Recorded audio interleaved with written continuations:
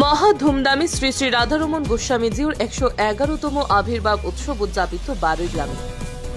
প্রতি বছরের ন্যায় এবারও প্রভুপাদ শ্রী শ্রী রাধারমণ গোস্বামীজির 111তম আবির্ভাব উৎসব মহা ধুমধামে উদযাপিত হয় বারুইগ্রামে শ্রী শ্রী গোপালজিউ, শ্রী শ্রী রাধা বিনোদজিউ ও শ্রী শ্রী রাধারমণজিউর আশ্রমে। উৎসব উপলক্ষে বারুইগ্রামে হাজার হাজার ভক্ত শিষ্যদের সমাগম ঘটে। উৎসবের আগের দিন অর্থাৎ অধিবাসে 108টি মঙ্গল ঘটে জল ভরে নগর পরিক্রমা করে আশ্রম প্রাঙ্গণে নিয়ে আসা হয়।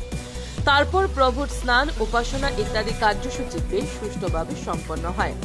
পরদিন ভোরে মঙ্গলারতির মধ্য দিয়ে প্রভুর আবির্ভাব উৎসবের সূচনা হয়। এদিন গীতা, যজ্ঞ, কীর্তন, মহাপ্রসাদ বিতরণ সহ ঠাসা কার্যসূচিতে অসংখ্য ভক্ত শিষ্যদের সমাগম ঘটে আশ্রম প্রাঙ্গণে। শ্রীমদ্ ভাগবত গীতা পাঠ করেছেন রামানন্দ ভট্টাচার্য, কেশব ভট্টাচার্য, দীপাল ভট্টাচার্য। প্রভুপাদের দীক্ষা দান করেছেন গৌর গোবিন্দ বাবাজি। এদিন গুরু পুজো দিয়েছেন নীরেন পাল ও কৌশিক দেব। উৎসবের দিন প্রায় 10,000-এরও বেশি শিষ্য ভক্তরা মহাপ্রসাদ গ্রহণ করেছেন। সন্ধ্যা থেকে চলে পদাবলী কীর্তন। 108টি প্রদীপ নিয়ে রাধা কুণ্ডে গঙ্গা আরতি পর্ব ছিল চোখে পড়ার মতো। পরদিন ঘটা করে নন্দ উৎসব পালিত হয়। প্রভুর প্রতিকৃতি নিয়ে এদিন বারুইগ্রামের নগর পরিক্রমা করা হয়। তারপর আশ্রমে প্রত্যাবর্তনের পর অনুষ্ঠিত হয় ধামাই।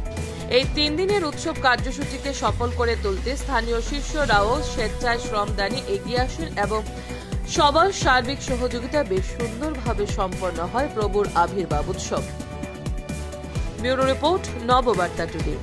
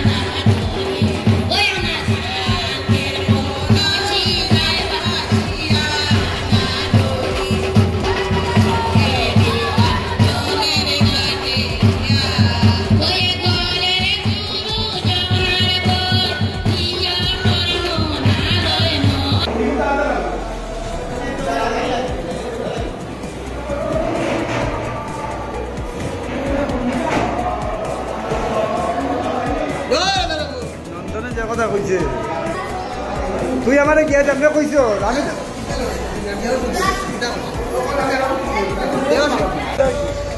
ওদিকে যাই না আমি চিন্তা না করব